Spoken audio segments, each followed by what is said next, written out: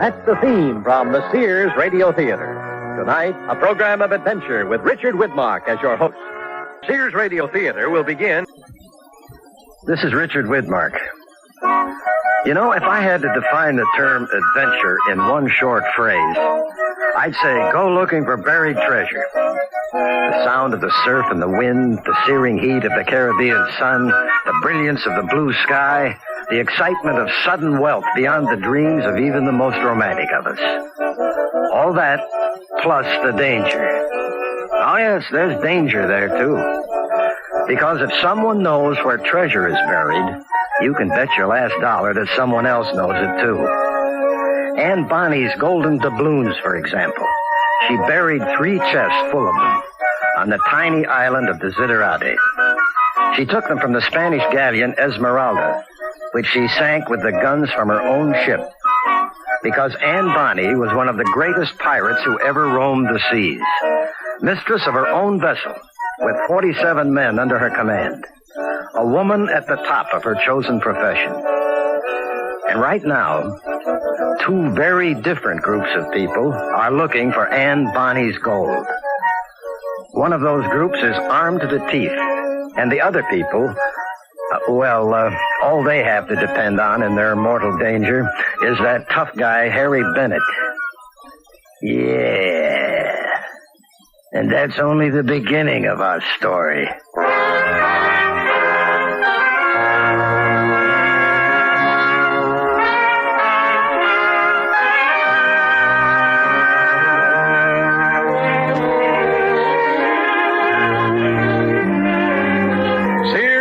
Theater, a new adventure in radio listening. 5 nights of exceptional entertainment every week, brought to you in Elliott Lewis' production of the Sears Radio Theater. Our story, Anne Bonny's Gold, by Alan Caillou. Our stars, John Daner, Joan McCall, and Lou Horn.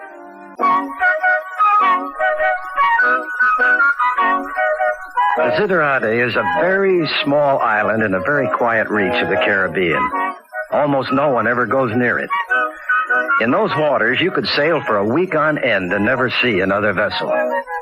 If you really want to be alone on a wide, wide sea, like bound for mischief, or even on your honeymoon, you couldn't find anywhere better.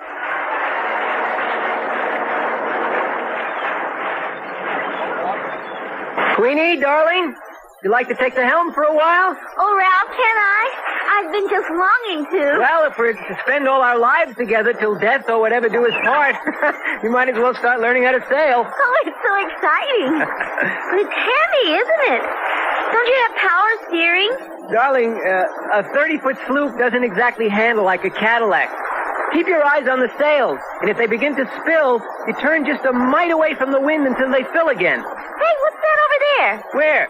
5 points to starboard, where I'm pointing. 2 points to port, actually. And that's a porpoise. These waters are full... No, that's not a porpoise. Hey, that's a man. Give me the helm. Hold tight, we're going to jive. We're going to jive? Whatever for? Oh. Darling, the lifebelt there. Toss it overboard as soon as I come into the wind. Close to him as you can. Well, how will I know when you come into the wind? I'll yell. Hola there! What do you mean, hola there? I'm coming! I'm coming! What do you think I'm doing? Get ready, Queenie. Now, throw it to him. Can you reach it? Oh, that wasn't very close, was it? Thank you, ma'am. That was a real kind thing to do. Now, if you wouldn't mind throwing me a line. Ralphie, he wants me to throw him a line. He means a rope. Well, where do I find a rope? Coiled right there at your feet, darling. Let me do it.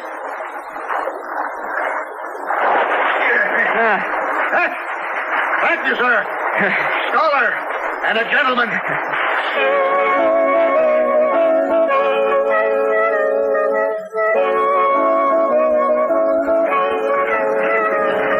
Been treading water for a long, long time, hoping the current might carry me to some sort of landfall. My name's Harry Bennett. Mr. Quince. Ralph Quince, Mr. Bennett. Quince. And this is, Mrs. Quince. Queenie Quince. We're on our honeymoon. Honeymoon? Ah. My condolences. My congratulations to both of you. It's always nice to meet beautiful young people enjoying that first fine, careless rapture. I don't suppose you happen to have a drink aboard, Mr. Quince, would you? Oh, yes. Never sail out unprepared is my motto. There's Coke, ginger ale, and diet root beer. What'll it be? Well, never mind. It's not that important. Darling, there is a bottle of bourbon in the galley. There is? Well, where on earth did that come from? I put it there. A glass, Mr. Bennett? No, don't bother with a glass, honey. Save the washing up. Oh, that's what I figured. Trim little craft you got here, Mr. Quince. Oh, thank you. Yeah, she's nice. Oh, please call me Ralph, Harry. I never did like my surname too much. It always makes me think of some kind of marmalade.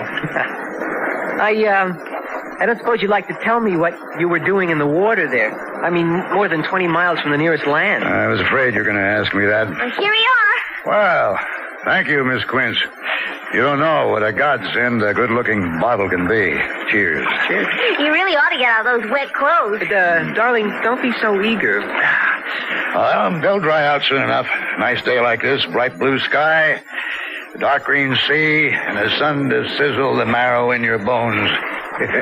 Makes a man feel good to be alive. Queenie, Harry was about to tell us how he came to be where he was. I mean, it's not too often you find a man nonchalantly floating about so many miles out to sea. Not nonchalantly, I assure you. I was real worried there for a while. You folks saved my life. I'm deeply grateful. The only one I've got, and I'm kind of fond of it. But what happened, Mr. Bennett? I had my boat shot out from under me. Shot out from under you? Nice little 20-footer.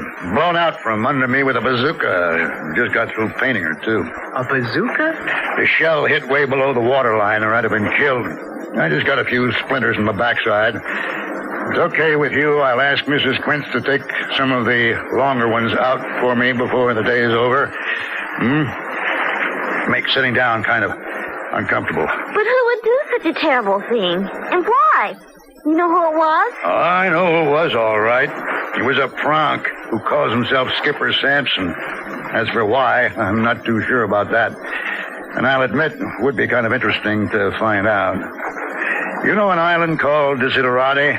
Just a little pinprick in the ocean, a million miles from nowhere. Desiderati? Yeah, that's where we're headed. You are? How about that? Once a week, I go over there to pick up my lobster traps. Best lobsters in the world. My place for the moment is on an island called La Sola. Great place if you like solitude. But no lobster is worth eating. But what are you planning to do on Desiderati? There's nothing there, you know, except lobster. That's not true, Mr. Bennett. There's a fortune there in buried treasure. Pirate treasure.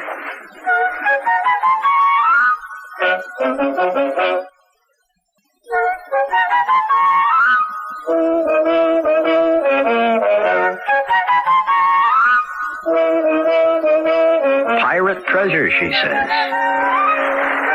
Pirate treasure. Don't tell me. You're going looking for it.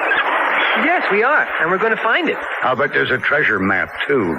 Yes, there is. Which you bought for $50 from a down-and-out sailor with a wooden leg and a patch over one eye. He was not a sailor. He was not down and out. And he had 2 good legs and 2 good eyes. Well, I think one eye was glass. He had a kind of squint. But there was definitely no patch over it. That's good. Ralph, you sure you won't have some of this bourbon before I finish it off? Seems a pity to waste it all on a palate as jaded as mine. Thank you, no, I don't imbibe. What about you, honey? Do you imbibe? On occasion, Mr. Bennett, I have been known to, yes. Here. Thank you. Oh, that's good, isn't it? And Ralph didn't pay any $50 for the map. He paid $2,000. Oh, well, a guy once said that a man's follies are sometimes the most interesting things he has, Ralph. We've met this kind of skepticism before, Harry. But I'm not the babe in the woods you'd seem to take me for. It so happens I'm an expert in this field. And you think there's buried treasure on Desiderati? Oh, I know there is. I've studied the map, analyzed it, dated it. It's genuine. And I'll admit, that's very rare. Harry, you ever hear of a woman named Anne Bonny? There was a 2-year-old filly named Ann Bonny once. I lost my shirt on her at Santa Anita. This Anne Bonny was a professional pirate, right here in the Caribbean, 18th century. Uh-huh. Mistress of her own ship and good at her job. She buried 3 treasure chests at Desiderati someplace. And now I have a map showing precisely where. A con game, Ralph. You got suckered.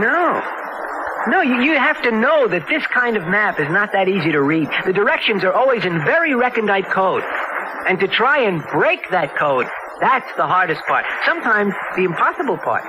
Now, this one has a poem that seems to make no sense at all. You want to hear a poem, Harry? Why not? Mind if I sit down to enjoy it? Nope. I won't sit down. Read it, Queenie. Would you do that? Only an eagle sees the twisted thread. The tree still lives, although the man be dead. Well, those 2 clues are easy. Go on. 400 paces as the soldiers kept when Antony with Cleopatra slept. It's another easy one, but calculated to throw a lot of people way off course. Though nave and cloister both might well be found, the pipe does not give off the organ sound.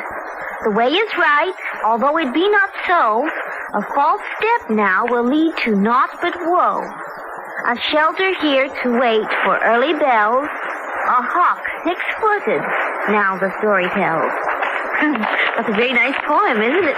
Well, I got the last clue there. A hawk 6-footed has to be a rock that looks like a hawk and is 6 feet high, right? No, wrong. Huh? Anne Bonny was writing about the sun, actually. The sun? Yeah. Crossword puzzle stuff, and pretty amateurish, as a matter of fact. The Egyptian sun god Ra was usually depicted with the head of a hawk. But the really tough one is that bit about the bells. Tell me, though, no one has ever gone looking for Anne Bonny's doubloons? 8 expeditions in the last 50 years. All of them way off pinpoint. You sound very sure of yourself, Ralph. I am. I spent 2 days on the island last week. I started off looking for the twisted thread that only an eagle could see, and found it in the first couple of hours. A thin geological fault running clear across the top of the bluff. Oh, believe me, Harry, I know exactly where to dig. Wow. That's very interesting. You mind if I help out? Well, looks like you're stuck with me now anyway. It would be very nice to have you along, Mr. Bennett. All right. You tell me about the guy who sold you the map. Mr. Wentworth, a charming man. But sad, really very sad. He was sure he had something of immense value, and he didn't know what to do with it. I rather liked him. That's because he was big and, well, in spite of that glass eye, very handsome. Ralphie, unkind again. How big? 6'4". Cute little black mustache, by any chance? Why, yes, you know him. Yeah, I know him. That's the pronk who blew up my boat. Nearly blew me up with it. Here, Mr. Wentworth is also my skipper, Sampson. Very dangerous man who doesn't think people should live too long if they get in his way. Miss Quince, sad is not the right word. I'll take a considerable bet that right now he's one of the happiest men around. Yeah.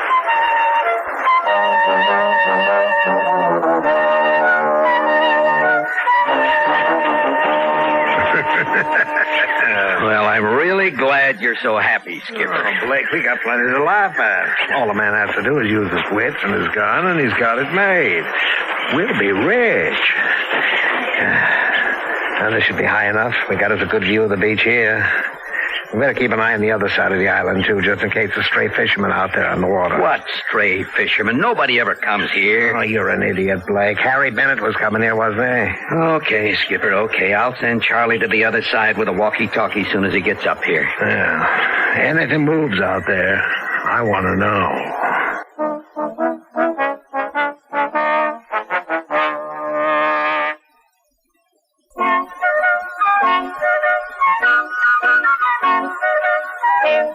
Richard Widmark again, and I have to tell you, the innocents aboard that sloop have no idea at all of the mortal danger they're sailing into. Right now, Skipper Sampson is being joined by the third member of his murderous crew. There you are, Mr. Sampson. Hey, thought I wasn't ever going to find you. We got any beer up here?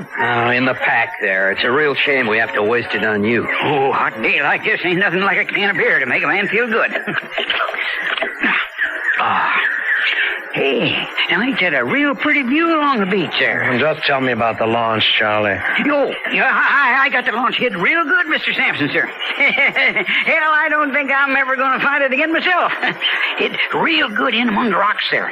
Yeah, and if it's okay with you, I think I'll stretch out and have me a snooze while we're waiting. You get back over on the other side of the island, jackass. Watch out for any boats. You see anything at all, get on your blower fast. Oh, ain't going to be no boats out there, you know that? Get moving, Charlie. Yes, Mr. Sampson, sir. I'm on the way, sir.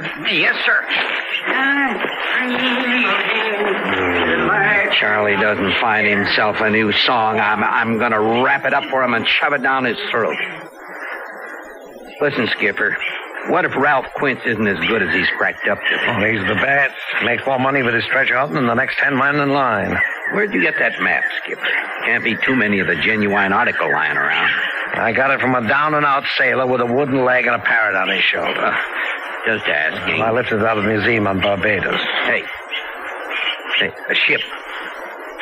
Is that him? Hand me the glasses. Yeah, that's him. Running with the wind and making good speed. He'll be here in 5-10 minutes. Well, I'll be. What is it, Skipper? He's got Harry Bennett on board. Bennett? Take a look. Yeah, that's Harry Bennett, all right. How the hell did that happen? Well, some guys just seem to have a knack for surviving. Great. My trigger finger's itching already. As soon as they start digging... Are you crazy? No, we wait. We wait till they bring up the treasure. Make damn sure we've got what we came here for. Then, and not before, we start firing. We just topple them down into the hole they're going to dig. Their own grave. Nice, neat, and tidy. And all those golden doubloons are ours.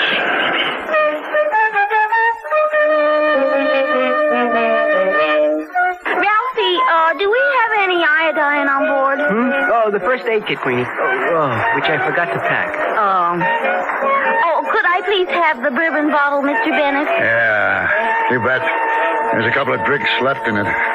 Yeah. Oh, honey, that burns. The best disinfectant there is. Yeah. There.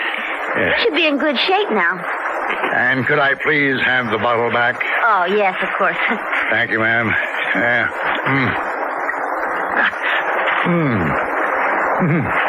The human condition, Mrs. Quince, gets battered about once in a while, doesn't it? Are you feeling better, Harry? Yeah. With applications of sour mash at both ends, a man just has to feel better. You have binoculars on board, Ralph? Oh, sure, in the chest there. Pretty little place to Zitterati, isn't it? Say, why don't we sail clear around it, Ralph? Look, I don't know. You really want to? Won't take that long. Hell, the whole island isn't much bigger than a man-sized hamburger. Well... Be nice to know if there's not another boat anchored in the lee of the cliffs there. Well, I don't mind if there is. We're legal. I was just wondering why Skipper Sampson doesn't want any strangers like me hanging around Desiderate when you're going treasure hunting there. Oh, Harry, if you think there's going to be any trouble, I mean, we could easily haul off and come back in 2 or 3 months' time. I mean, well, with Queenie here, it's not as if there were just the two of us. Well, if that doesn't take the male chauvinist case. What do you mean, haul off? You crazy? The first thing you learn in my business, Ralph, is that you don't run away till you see something worth running from. That's when you haul out, real fast. Time hasn't come yet. What is your business, Mr. Bennett?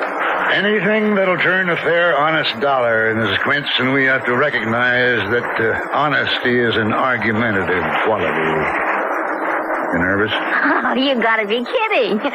If you get nervous, Mr. Bennett, just hold on to my hand. You'll be okay. That's my gal. Take her around, Ralph, close in. We got lots of water here.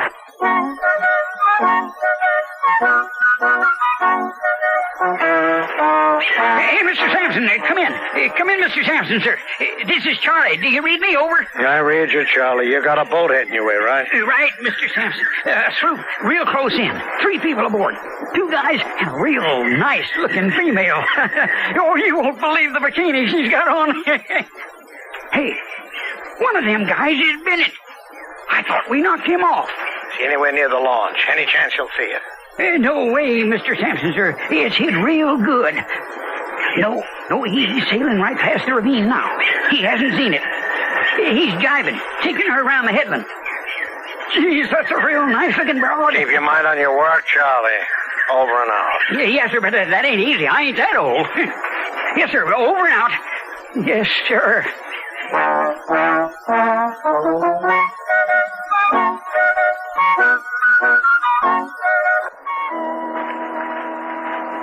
I was thinking about the pipe that doesn't give off the organ sound. Mm-hmm. Now, that has to be a tunnel, right? Yes, absolutely right. There were two that were close to the rock that looked like the nave of a church, so I took the one that wasn't right. In other words, the left. And when it split up two ways, I followed the right again and found it was wrong. Oh, it was too easy going, no woe at all. So I went back and tried the other branch. Oh, and I have to tell you, Harry, that false step business was right. I nearly fell 200 feet a couple of times. Anybody want a sandwich? We got a great picnic basket here. Harry? Well, don't mind if I do, Mrs. Quince. I came to a cave at last, right on the beach. Oh, a huge cave, more than 600 yards long and half as wide, like the whole of the island's mountain had been hollowed out. The floor was granite interspersed with silted sand. You know, I worried about those early bells, a clue I hadn't yet been able to work out, so I looked for rock formations again. Nothing remotely like bells. Mustard, Mr. Bennett? Onions? The works, honey. I thank you. I was just going to climb down the rock to the water and swim out to the boat for breakfast when a tiny circle of sunlight came in through a borehole in the top of the cave and fell on a patch of silted sand. And I knew, Harry, I knew. It came to me in a flash. Anne Bonny was brought up on a farm in the Carolinas. And the first sound of the day she would have heard, the bells of the cows being taken out to pasture. What that couplet meant was the first ray of the sun in the very early morning where it first strikes. I marked that spot with a cairn. And that's where we have to dig, Harry, and bring up $1 million or more in gold doubloons. Okay. Oh, we're at low tide, and I'm going to ram the beach. All right, hold tight, everyone. Queenie, get ready to toss the anchor overboard. Anchor? Oh, yes. Oh, it's heavy, isn't it? Mainsail down. Sheet free. Bring in the jib. Jib free. Reef the mainsail. What do you mean, reef the mainsail? Who needs it? Oh. Well, we have some stuff to carry ashore. Shovels, pulleys, ropes, a winch. $1 million in gold weighs an awful lot. You know, Ralph, I have this funny feeling it's not going to be as easy as you think. Yeah.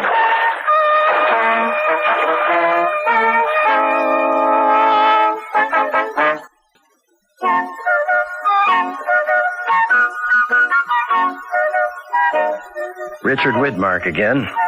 And here's the concluding act of Anne Bonny's Gold.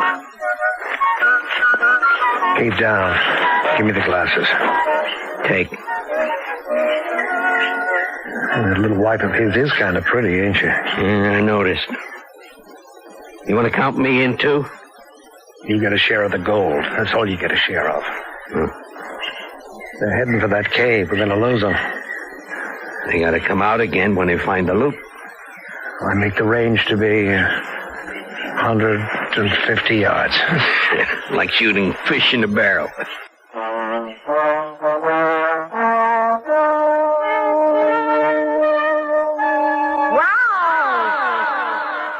I never heard anything like it. It's a crazy place, Ralph. When I was in here last week, I got this wild idea. I shouted a single four-letter word at the top of my voice. I swear to you, it came reverberating back at me for all of 3 minutes. Shall I demonstrate? No! Let's get out of here. We'll go over and dig right in the entrance. We can talk without having our words of wisdom flung back in our teeth. Here. In the early morning, it's still heavy shade here. And that little circle of light fell right there. Well, then, let's start digging.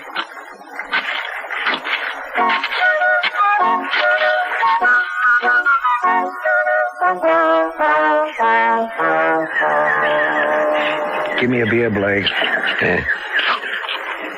I keep thinking they ought to be inside that cave, not outside it. Now, wouldn't that make more sense? Why? I don't know. Well, Quince knows what he's doing. They've shifted a lot of sand in 3 hours. Looks to me like they're down 5.5 feet.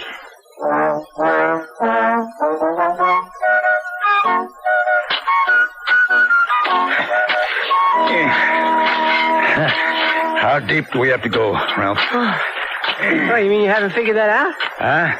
Well, the 6-foot hawk, remember? The sun god Ra had only 2 feet. Oh, and he was a lot more than 6 feet tall. So, that figure is to tell us the depth. Whew. Let's take a rest. I'm Butch. Yeah. I think I'll wander over and pick up one of my lobster traps. There's not much of the day left. We'll finish it off with a good dinner. Oh, you bet. Yeah.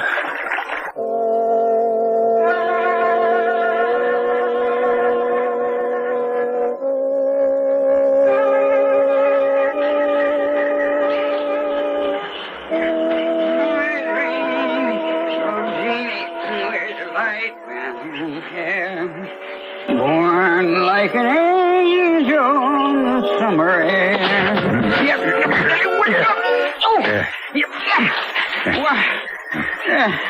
You didn't have to hit me like that, Mr. Bennett. Bennett? No. How come you know my name? Oh, don't tell me. You're one of the guys off that launch. I don't know your name, sir. I don't know what launch you're talking about. And what's your name? Charlie, sir. I just come over here to pick up some lobsters. Yeah. I see you found one of my lobster traps. I also see you have a walkie-talkie. Hand it over, Charlie. Yes, sir, Mr. Bennett, sir. Yeah. Sir, that's a $200 radio you just stepped on. It's obsolete, Charlie. This is the age of obsolescence. It is? You mind if I get to my feet, Mr. Bennett? I'm not going to hurt you none. I'm an old man. Where's Skipper Sampson, Charlie? Well, I don't rightly know, Mr. Bennett. I ain't seen him in quite a while. Charlie. The skipper's up on top of the bluff, Mr. Bennett. And who's with him, Charlie? Just one man, sir. A fellow named Blake. Never liked him too much. He always makes fun of me. Where's the launch, Charlie? Oh, just the other side of them rocks, Mr. Bennett. I got her hid real good, just like Mr. Sampson told me. Close inshore. He don't like to get wet. Well, let's you and me take a walk, Charlie. Yes, sir. And, Charlie. Yes, Mr. Bennett? I really am sorry I hit you. I feel real bad about it. Oh, that's okay. I've been hit before. There she is, Mr. Bennett. Good. Let's get aboard. Okay. Only watch out for that gangplank, sir. I didn't lash it down the way I'm supposed to. Now, if you'll just tell me where the seacocks are. The seacocks? Why, they're down in the hold, Mr. Bennett. Where else would they be? Lead on, Charlie. Yes, sir.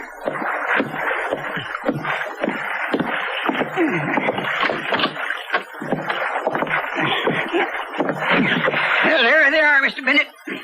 3 seacocks. Open them up for me, Charlie. Will you do that? Open them up? I can't do that, Mr. Bennett. Sure sinks. That's the general idea, Charlie. Open them up. Oh, yes, sir. Open them up, the man says. And we're going to sink a $40,000 launch in 12 fathoms water.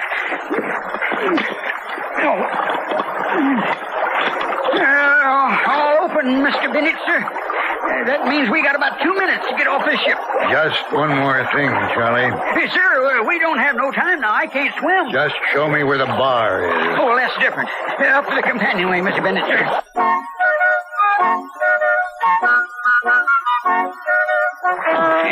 Now, Charlie. Charlie, you'll have to sit down. Stretch your legs out. And give me your bootlaces. Oh, Mr. Bennett, sir, you don't have to tie me up none. You can trust me. Charlie, the only time in my life I ever trusted anyone, I ended up having to marry her. Have a drink while I fix your ankles. Oh, yes, sir. Here. Is that too tight? Yeah, that's right on my varicose veins. Oh, all right. There. Is that better? Yeah, that's better. Yeah, only, Only what, Charlie? if you was to tie my hands in front instead of behind, you could leave me one of them bottles you got, and I could put it to real good use. Yeah, all you got to do is take the cork out from it. Charlie, you're a thinking man. I like Yes, that. Yes, sir. Cheers, Charlie. Good health, Miss Bennett, sir. Yep. Oh.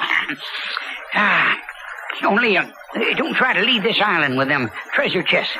That's what they're waiting up there for. With 2 high-powered rifles. Yeah, I already figured that one out, Charlie. Oh, and when Mr. Sampson finds you, will you give him a message for me? Yes, sir. Anything you say, sir. Just tell him that my considered opinion is that he's a #1 pronk. Yeah. Yes, sir. Wrong?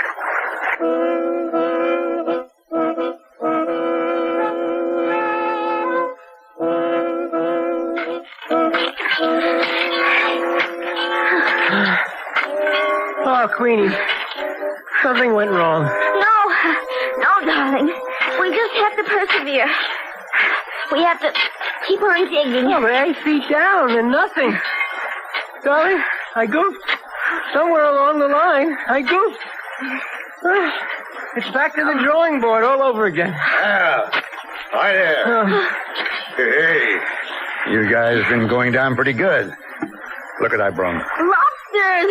Hey! And bourbon! Well, it's getting dark. I figure we might mosey back to the sloop and take her out to sea and have us a really good dinner. I'm a genius with lobsters. Something went wrong, Harry. Somewhere along the way, I loused up a clue. Throw us a line. You bet. But Mr. Bennett, where'd you find the bourbon? Honey, if you live right the way I do, the good Lord always comes to your rescue in times of stress. It's axiomatic. But right now, we have to get out of here with reasonable dispatch because there's a very nasty man sitting on top of the cliff there with a couple of high-powered rifles waiting to pick us off just as soon as we dig up that treasure chest for him. There's a what? Ralphie, you don't look so good when your face is white. Hold your breath, they'll get red again. My old friend and enemy, Skipper Sampson. So what we do is we leave everything here, like we're working again in the morning, and we go home. It was a nice try, Ralph. I'm sorry it didn't work out.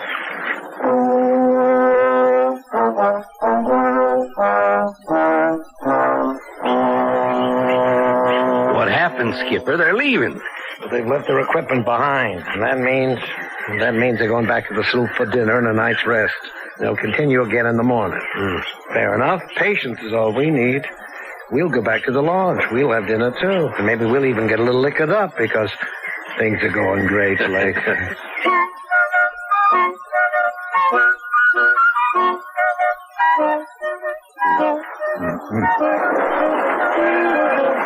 Honey, watch those lobsters. You're close to scorching them. I am not scorching the lobsters. I am sick to death.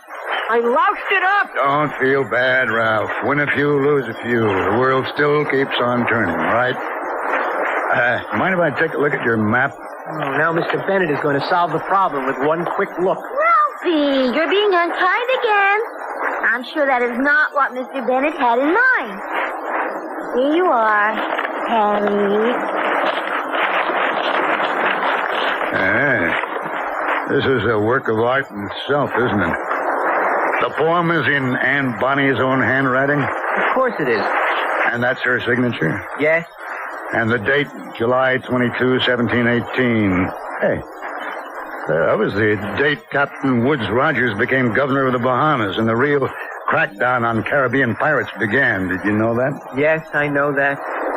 Ralph, I just threw you with a missing clue. Your mind's not working anymore. What missing clue? The world keeps on turning. Yeah? On July 22 of any given year, That little circle of light sent by the sun god Ra will be exactly where it was on July 22 in 1718. And that is not where we were digging today, in this month of February, Ralph. Right now, that circle of light will be 200-300 feet away, who knows, in any direction. My God, that's it? So we come back here on July 22 and start over? That's what we have to do, yeah. That's it? Oh, my God, that's it? But what about Skipper Sampson and his men? By then someone will have found them marooned on a desert island. I like to think they'll maybe be diving in 12 fathoms of water to recover cans of baked beans and bottles of bourbon just to survive. And by the time July 22 comes around, they'll be out there in the wild blue yonder, looking for new suckers. It's all going to be yours, Ralph. Oh, Harry, I don't know how I can ever repay you. You don't? And I'll tell you, when we dig up that treasure in 5 months' time, all you have to do is turn your back for like 30 seconds while I slip a couple of those doubloons into my pants pocket. Just a couple. Or a 3-pull or a 4-pull. I won't be greedy, Ralph. It's not my style.